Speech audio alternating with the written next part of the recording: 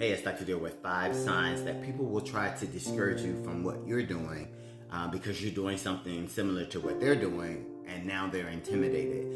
Have you ever had that experience where you're working on something and somebody's doing something similar, but it's, there's similarities, but they're different.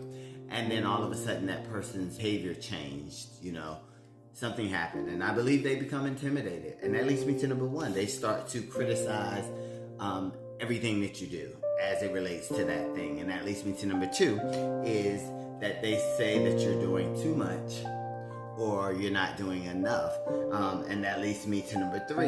They try to discourage you the best way they can, which is why sometimes you have to keep some things to yourself and just work on those goals. And that leads me to number 4 is they give you negative advice. They're trying to sabotage anything that you're doing. But what they don't realize, there's room in every career for everyone.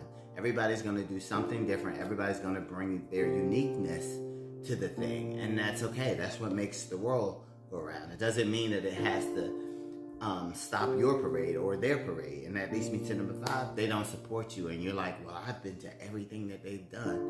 But they haven't been to anything that I've been doing. They haven't really showed any interest. They haven't even given me accolades on what I've done so far, tried to help me get to the next level, things like that, because they're probably intimidated.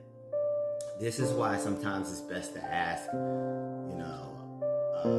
someone you don't know for advice if they're in that field and if they're professional. Sometimes it's just best to keep things to yourself and learn and read and study, but keep pushing forward. Don't allow anybody to push you out of your path of where you're trying to go to. And that's my tip. Have a great week.